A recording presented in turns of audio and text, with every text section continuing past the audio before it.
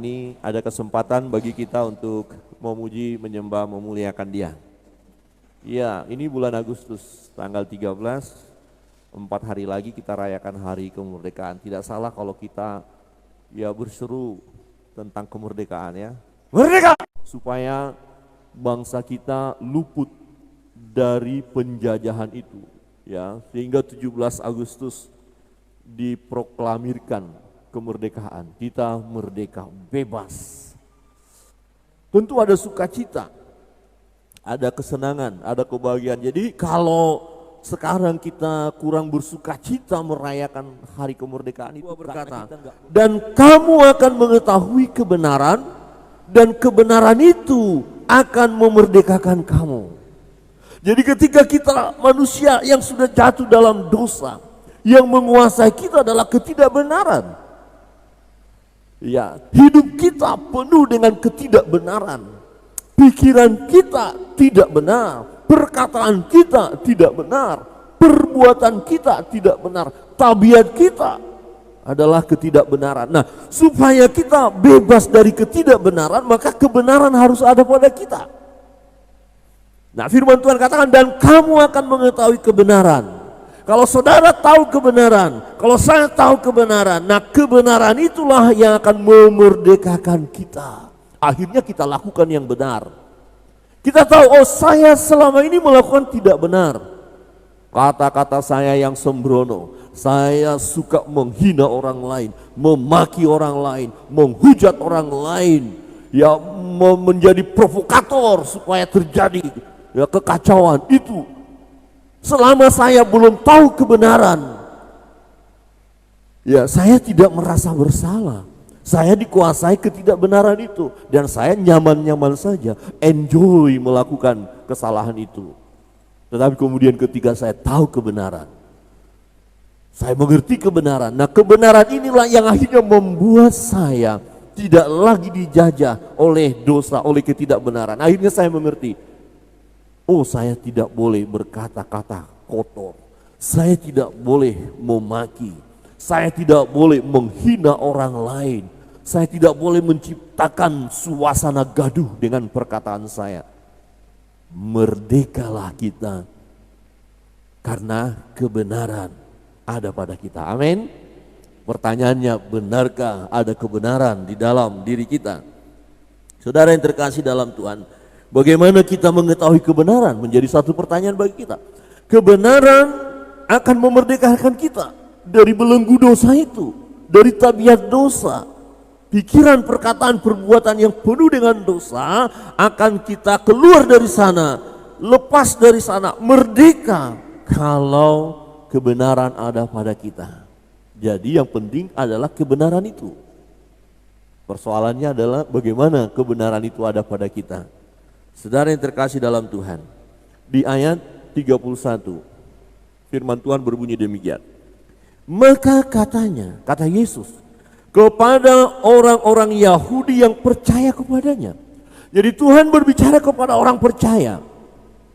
Tuhan berbicara kepada kita orang percaya, bukan kepada orang yang tak percaya. Orang yang tak percaya memang tidak ada kebenaran di dalam dirinya. Dia menolak kebenaran itu. Ya, tetapi orang percaya itu diingatkan oleh Tuhan. Maka katanya kepada orang-orang Yahudi yang percaya kepadanya, yang percaya kepada Yesus, jikalau kamu tetap di dalam firman-Ku, kamu benar-benar adalah murid-Ku. Ya, jadi kebenaran, kita lihat kebenaran itu adalah firman Allah. Supaya kebenaran ada pada kita, mari kita cintai firman itu. Amin. Firman Tuhan, firman itu pelita bagi kaki kita sehingga terang bagi jalan kita. Nah, tadinya kita dikuasai ketidakbenaran. Kita berjalan dalam kegelapan, penuh dengan kegelapan. Tetapi karena firman ada pada kita, kebenaran ada pada kita, akhirnya jalan kita menjadi terang. Kita tidak mau lagi ada pada jalan yang gelap. Dengan kata lain, kita tidak suka yang gelap-gelap. Coba lihat kiri kanan dan katakan, jangan suka di kegelapan. Amin. Oh, apakah ada orang Kristen masih suka yang gelap-gelap? Ya, dijawab dalam hati ya. Saudara, tetapi mereka merasa diri benar. Ini masalah kita, masalah umat manusia ya, selalu merasa diri benar. Coba kita bisa buktikan seseorang yang melakukan kesalahan, coba nasihati, coba tegur. Dia tidak mudah dinasihati. Dia merasa saya nggak lakukan itu. Bukan saya. Kamu siapa? Kenapa memberi nasihat kepada saya? Emangnya kamu orang benar? Karena manusia itu merasa diri benar. Itu yang terjadi di ayat 33. Perhatikan. Jawab mereka, kami adalah keturunan Abraham dan tidak pernah menjadi hamba siapapun. Bagaimana engkau dapat berkata kamu akan merdeka? Jadi orang-orang Yahudi itu merasa diri benar, keturunan Abraham. Dan tidak mudah mereka menerima nasihat. Ya, mereka berkata, kami bukan orang-orang yang diperbudak oleh orang lain. Kami orang benar. Pernah satu ketika Yesus melayani, orang-orang Farisi ahli Taurat merasa diri benar sehingga Tuhan menegur mereka. Hanya orang yang sakit memerlukan tabib. Jadi mereka merasa diri sehat, merasa diri benar, jadi mereka tidak butuh Yesus. Dan itu akan mencelakakan diri mereka. Jadi gini, kalau saya sakit, tapi saya tidak menyadari atau saya tidak mau berkata bahwa saya sakit, padahal saya sakit, maka saya tidak akan makan obat. Karena saya tidak makan obat, saya selalu berkata saya sehat padahal saya sakit. Saya tidak mau menerima ya obat dari dokter, maka tinggal nunggu waktu. Innalillahi wa innani rojiun. Mati, selesai, antar ke mumbul. Kalau saudara sakit dan tidak mau menerima kenyataan bahwa saudara sakit dan tidak mau makan obat, siap-siap diantar ke mumbul. Coba lihat kiri kanan, katakan siap-siap diantar ke mumbul. Ngeri kali. Jadi kita perlu menyadari, memang tubuh kita lemah. Ketika kita sakit, kita butuh dokter, butuh obat, ya kira-kira begitu. Jadi kita harus sadar bahwa kita berdosa. Jadi kita butuh firman, butuh kebenaran. Karena kebenaran itulah yang memerdekakan kita, nggak ada cara lain. Kebenaran yang akan memerdekakan kita. Saudara yang terkasih dalam Tuhan, ayat 34 berkata begini. Kata Yesus kepada mereka, Aku berkata kepadamu, sesungguhnya setiap orang yang berbuat dosa adalah hamba dosa. Tuhan Yesus mau berkata kepada mereka, di antara kalian siapa yang gak berbuat dosa? Coba angkat tangan, kira-kira begitu. Kalau pertanyaan itu diberikan kepada kita, Bapak, Ibu, Saudara, Om, Tante, Opa, Oma, yang tidak berdosa, silakan angkat tangan. Pak Pendeta, angkat tangan. Oh, saya bilang saya gak berani. Karena begitu lemahnya kita secara manusia.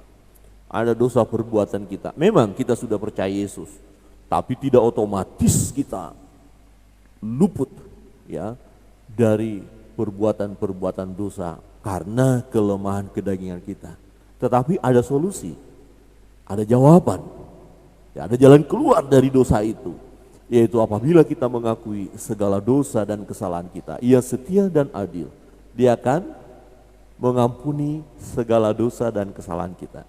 Ya, tetapi jangan kita dengan sengaja terus di dalam dosa itu, tidak boleh. Ya, gambarannya begini. Suatu waktu kita berjalan, ya memang jalan itu baru pertama kali kita lewati. Nah kemudian kita terjatuh karena ada lubang. Kemudian besok kita jalan lagi lewat itu. Kira-kira Bapak Ibu Saudara masih jatuhkah di lubang yang sama? Kalau ada yang jatuh di lubang yang sama, itu perlu dipertanyakan orang itu. Kenapa? Sudah tahu itu lubang dan jalan itu juga yang kita lewati. Kenapa menjatuhkan diri ke lubang yang sama? Ya. Jadi jangan jatuh lagi di lubang yang sama. Karena kita sudah tahu itu lubang. Itu mencelakakan. Kita sudah tahu kebenaran. Jangan sampai kita jatuh lagi ke lubang itu. Pernah kita jatuh ke dalam lubang karena kita tidak tahu ada lubang di situ. Wajar, lumrah. Siapa di antara kita yang tidak pernah melakukan kesalahan? Tetapi jadi masalah kalau di kesalahan yang sama kita terus lakukan itu. Katakan kiri kanan, jangan jatuh pada lubang yang sama. Ya, ada ilustrasi sapi, ini kisah nyata, kelompok sapi, kemudian mereka, sapi-sapi ini akan menyeberang sungai. Ya, saya waktu masa muda pernah juga melakukan hal yang jahat. Saya masih ingat, saya dulu suka mencuri. Mungkin ada yang punya pengalaman pencuri, jadi kita sama-sama pencuri. Tapi itu dulu, katakan kiri kanan, itu dulu. Uang mama saya sering saya curi, karena mama kasih uang di bawah pakaian. Dia lupa berapa uangnya, jadi 1 lembar ambil, 1 lembar ambil. Gak ada masalah, karena dia gak tahu. Mencuri mangga tetangga, karena ada tetangga sebelah pelit banget. Kemudian kami bersepakat, ada 2 orang kami, anak-anak muda ini, itu yang punya mangga itu kok pelit amat ya, masa cuma daunnya aja ke rumah kita. Ayo malam-malam kami ambil 1 karung, kami turunkan. Ya, nah ini orang Kristen loh, saya bilang, sesama dia lebih tua dari saya sebenarnya, padahal dia ini guru loh. Saya bilang, Lai, orang Batak kan, Lai, nanti Tuhan marah. Dia bilang, enggak, Tuhan lagi ngopi-ngopi, di atas lagi ngopi-ngopi, lagi santai-santai katanya. Aduh celaka ini teologi parah itu. Ya, jadi dibilang Tuhan nggak tahu, dan itu menguatkan hati saya. Oke, kalau begitu kita turunkan. Jadi setelah kami turunkan, tiap malam kami punya tempat persembunyian untuk selalu makan. Besok lagi makan. Kita tidak tahu waktu itu kalau itu salah, karena dikuasai oleh dosa, ketidakbenaran. Tapi setelah tahu kebenaran, mencuri itu dosa, saya minta ampun kepada Tuhan. Nah kemudian ada orang mulai mengajak saya untuk mencuri, tapi saya sudah tahu kebenaran. Saya bilang enggak, saya tidak mau melakukan. Itu artinya, jadi kalau Bapak Ibu dulu pernah mencuri dan diajak mencuri, nah ini Yesus berkata kepada orang percaya, yang percaya kepadanya, jikalau engkau tinggal dalam firman. Nah firman itulah yang akan memerdekakan kita, karena firman itu kebenaran. Jadi kita ingat firman Allah, kemudian kita berkata, maaf, saya tidak akan mau mencuri. Amin. Ya. Dosa apa yang Bapak Ibu lakukan yang membelenggu Bapak Ibu? Oh, saya masih terikat dengan mabuk-mabukan, minuman keras. Dulu saya ada di situ. Saya punya pengalaman khusus untuk itu. Tetapi saya anggap dulu itu hal biasa. Tetapi setelah saya tahu kebenaran, saya tidak mau melakukannya. Saya kalau marah mau maki orang, membentak orang, menghina orang. Dulu saya lakukan itu, serius. Saya ada di situ. Saya dulu hidup di jalanan. Tapi setelah saya tahu kebenaran, jangankan mendengar kalimat-kalimat itu, ya, mengatakan sesuatu hal yang sangat-sangat mengerikan. Kalau dulu tidak, dulu suka berkata-kata seperti itu. Saya tidak tahu apakah di antara Bapak Ibu masih ada yang terikat dengan itu. Kalau dia marah langsung kalimatnya itu menyakitkan. Semoga tidak ada di rumah jemaat nama-nama kebun binatang muncul. Amin. Saya menemukan tidak di sini. Di sini tidak ada yang mengaku. Dulu ya, saya ini di rumah orang Kristen loh. Di rumah itu, wah semuanya ngegas. Bapak gas, ibu gas semua. Dan tidak asing kalau bilang, babi sana kau. Monyet sana kau. Ih ampun, ngeri kali. Yo monyet, babi. Tapi bapak-bapak di sini nggak pernah ya kasih sama anak dibilang babi ya. Atau ibu-ibu saking marahnya, dasar babi kau, nggak ada ya, nggak ada yang ngaku ya. Hati-hati, kalau kita bilang anak kita babi, hati-hati, anak itu pintar. Seringkali saya katakan, kalau orang tua, ini masalahnya pernah terjadi loh, dan masih banyak sekarang. Dia orang Kristen tapi kalimatnya itu sama anaknya saja, ketika dia marah memang anak itu melakukan kesalahan, dia dasar babi lo. Anaknya bilang, ya bapaknya siapa? Kenal loh. Kalau anak itu babi berarti bapaknya babi. Terus bapaknya berhenti, iya ya benar juga ya. Karena dosa bapak turun kepada anak, berarti bapak-bapak harus bertobat. Amin. Coba lihat bapak-bapak bertobat, amin. Lu nggak ada yang bilang amin. Bapak-bapak bertobat, amin. Mak-mak bertobat, amin. Nona-nona bertobat, amin. Ih, nona-nona nggak mau bertobat. Pemuda-pemuda bertobat, amin. Ikatan itu luar biasa loh. Kebiasaan buruk itu dosa mencengkram, membawa kita kepada kehancuran. Dosa menguasai. Maka kata Yesus kepada mereka, aku berkata kepadamu, sesungguhnya setiap orang yang berbuat dosa adalah hamba dosa, diperhamba dosa, diperbudak dosa, dikuasai dosa. Ya, ini yang terjadi. Sekalipun saudara sudah berkata, aku percaya kepada Yesus, saya orang Kristen, tapi kuasa dosa itu mengintai, perbuatan dosa itu mengintip kita. Manakala ada celah, dia masuk dan kita kemudian melakukan dosa. Tetapi ketika kebenaran kita kuasai, firman kita kuasai, kita membaca dan merenungkan firman Tuhan siang dan malam. Firman itu kita nikmati. Nah, ketika ada godaan itu, kita bisa berkata, tidak, karena saya tahu kebenaran. Iblis menggoda Yesus. Tapi Yesus menjawab, ada tertulis. Nah, kenapa kita sebagai orang Kristen seringkali belum benar-benar merdeka? Karena kita abaikan firman. Kita nggak pernah baca firman. Kita nggak pernah baca Alkitab. Kita nggak pernah baca kitab suci. Maka kebenaran nggak ada pada kita. Nggak ada yang menyadarkan kita bahwa sebenarnya kita masih dibelenggu dosa itu. Tabiat dosa masih menguasai kita. Perbuatan kita masih dalam perbuatan kedagingan. Ini kelemahan kita. Saya percaya dengan firman Allah. Kalau kita mau mulai setia membaca dan merenungkan firman ini, benar-benar kita merdeka. Amin. Siapa di antara kita ketika disakiti oleh orang lain, kemudian dia tidak membalas? Hampir rata-rata kita terpancing untuk membalas. Orang melakukan kejahatan kepada kita, kita marah, kita balas. Tetapi karena kita ingat firman, Tuhan bilang pembalasan itu adalah hakku.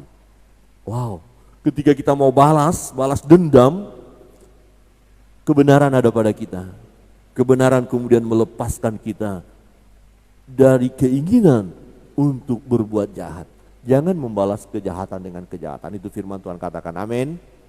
Jadi kalau ada orang berbuat jahat kepada Bapak Ibu, jangan balas dengan kejahatan, tetapi dengan kasih.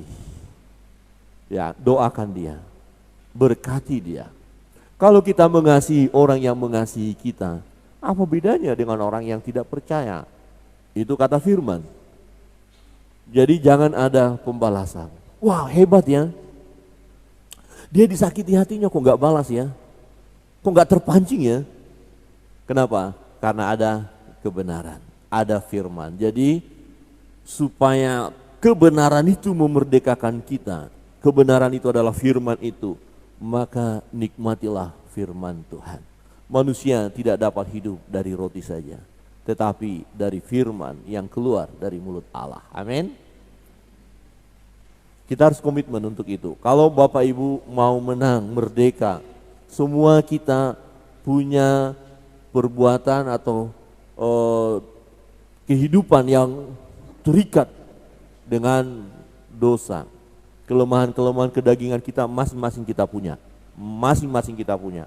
Ada yang pikirannya selalu negatif, selalu mikirkan hal yang jahat, selalu mikirkan yang kotor, dan berjuang untuk keluar dari situ. Kalau saudara, Bapak Ibu tidak ada firman, tidak ada kebenaran, maka pikiran itu tetap negatif. Ya, seringkali saya gambarkan dengan ilustrasi air yang kotor di dalam gelas supaya kita bisa kelihatan. lihat apakah memang sudah bersih atau enggak. Dia kotor. Tapi ketika kita masukkan air yang bening, terus menerus, mengalir terus, dia akan keluar kotoran itu. Kalau pikiran kita terus kebenaran yang masuk, ketidakbenaran itu akan keluar. Ketika hati kita dikuasai firman kebenaran, maka ketidakbenaran akan keluar. Pasti. Maka terjadilah perubahan dalam hidup. Lakukan hidup dalam firman, karena firman itulah kebenaran. Jadi cintailah firman Tuhan. Amin. Coba katakan kiri kanan, cintailah firman Tuhan. Ya. Kalau saya bertanya, siapa yang sudah selesai membaca satu putaran Kejadian sampai Wahyu? Satu kali angkat tangan.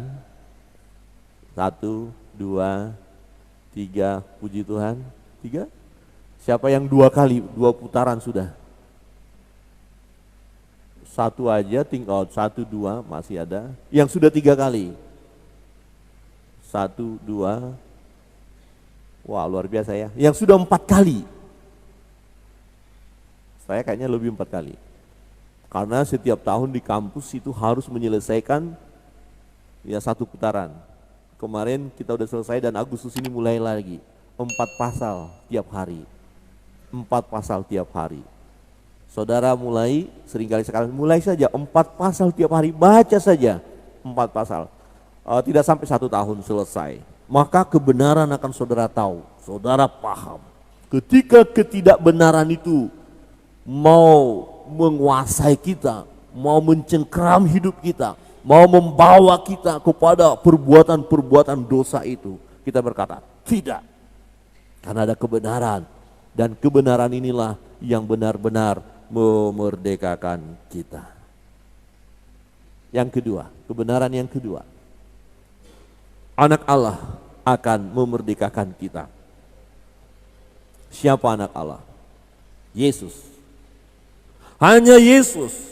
Maka di ayat 36 berkata, jadi apabila anak itu memerdekakan kamu, kamu pun benar-benar merdeka. Ya, kira-kira begini, waktu saya mau memikirkan hal yang jahat atau sudah masuk pikiran jahat itu, hendak bertindak, berserulah dalam nama Yesus. Teriaklah, Yesus tolong saya. Pikiran kotor itu lenyap. Serius, saudara buktikan saja. Oh, saudara sudah melangkah, mau menghajar orang lain, di mana saudara mau membalas dendam saudara. Saudara berdoa dalam nama Yesus, tidak akan jadi berantem. Itu sebabnya seringkali saya katakan suami istri ada masalah kemudian mau cekcok, mau berantem.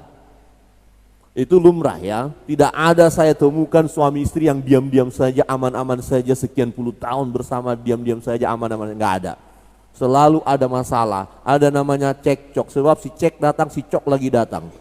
Cekcok, cekcok, cok, cekcok, cekcok. Nah, hanya masalahnya kalau kita beri peluang terlalu banyak kepada si cekcok, hancurlah rumah tangga itu.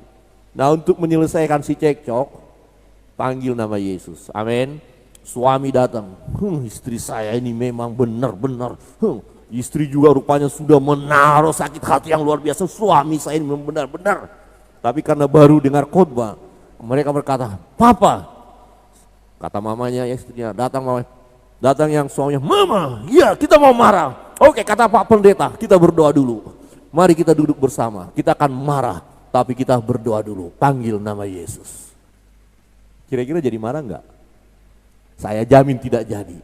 Yang ada berpelukan, yang ada minta maaf Pak, tadi saya sudah mau marah sekali. Suaminya bilang minta maaf, saya juga sudah mau marah. Tapi karena kita berdoa, kuasa Allah bekerja. Ini maksudnya.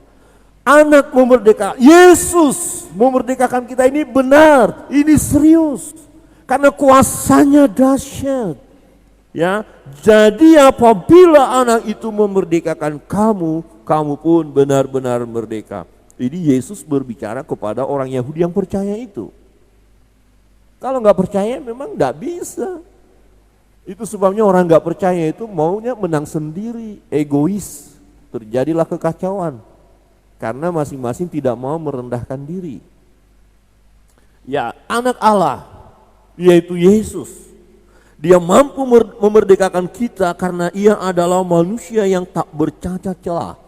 Dia tidak berdosa. Dan untuk memerdekakan kita, membebaskan kita dari belenggu dosa, dari kuasa dosa itu, ia rela mati di kayu salib, dan darahnya lah yang memerdekakan kita dari perbudakan dosa, dari belenggu dosa. Dahsyat. Yesus mati di kayu salib untuk memerdekakan kita dari perbudakan dosa. Ya. Dosa hanya dapat diselesaikan dengan kebenaran. Dan Yesus anak Allah dapat menyelesaikannya karena ia adalah kebenaran itu sendiri. Yesus berkata, akulah jalan dan kebenaran dan hidup. Dialah kebenaran itu. Firman jadi manusia. Ya, firman yang tertulis. Firman yang jadi manusia, Yesus. Jadi kebenaran memerdekakan. Yesus adalah kebenaran. Jadi Yesus memerdekakan kita. Sebut nama Yesus. Ketika kuasa dosa mau membelenggu kita, mau memperbudak kita. Wah, saya mau lagi melakukan perbuatan yang lama itu.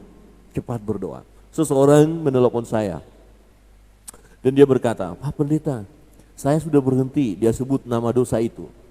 Tapi sekarang kok tergoda lagi, ingin lagi hidup di sana. Saya katakan secara manusia kita masih bisa digoda oleh dosa itu. Tetapi kita bisa menang asal kita melawannya. Tolak, jangan coba-coba terjun lagi di situ, saya katakan. Berdoa dalam nama Yesus, minta kekuatan dari Tuhan. Berbicara, katakan dalam nama Yesus, saya tidak mau lagi melayani dosa ini.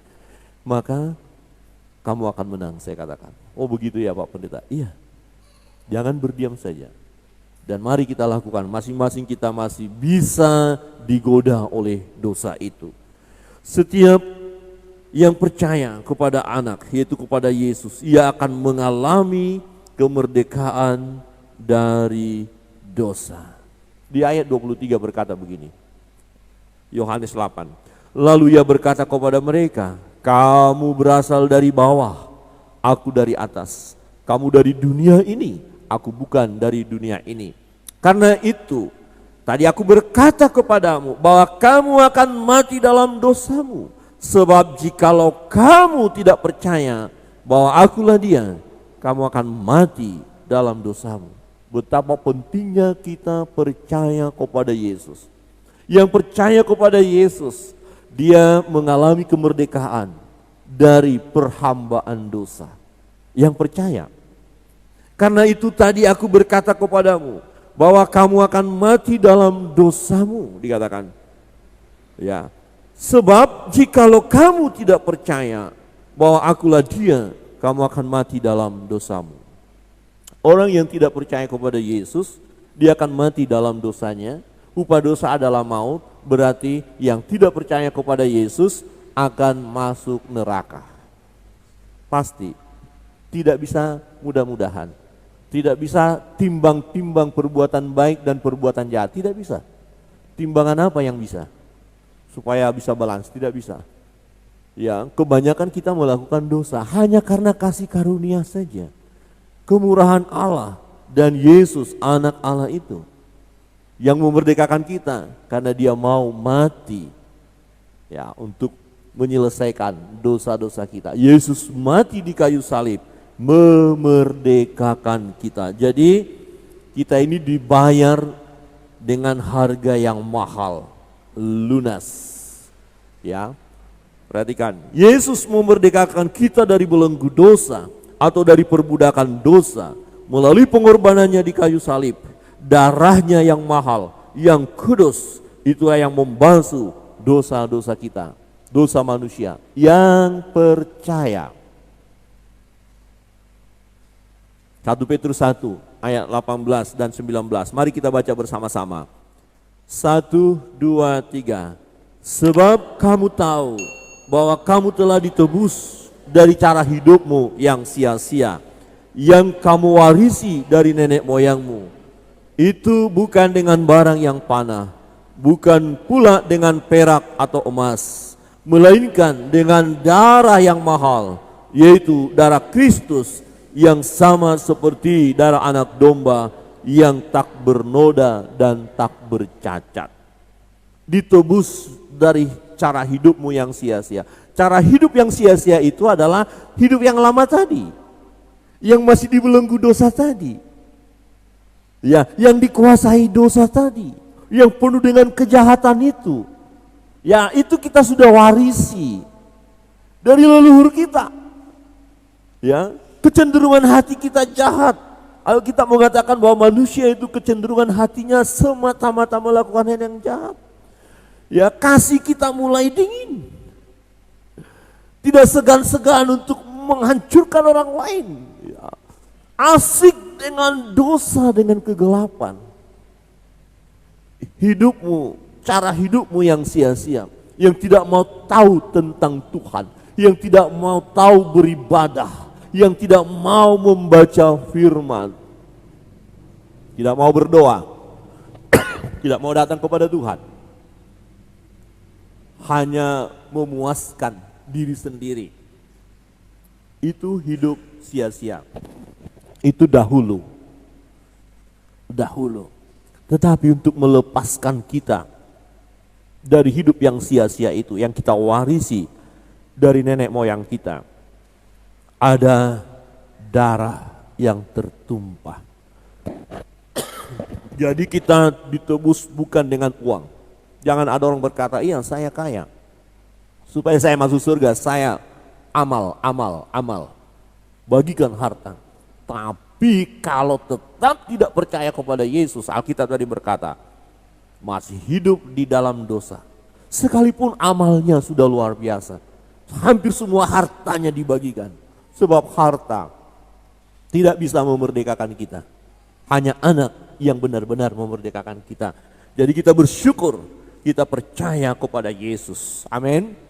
Dan tetaplah setia mengiring Yesus. Jangan menyangkal dia, jangan pula mengkhianati dia, melainkan kita mau setia.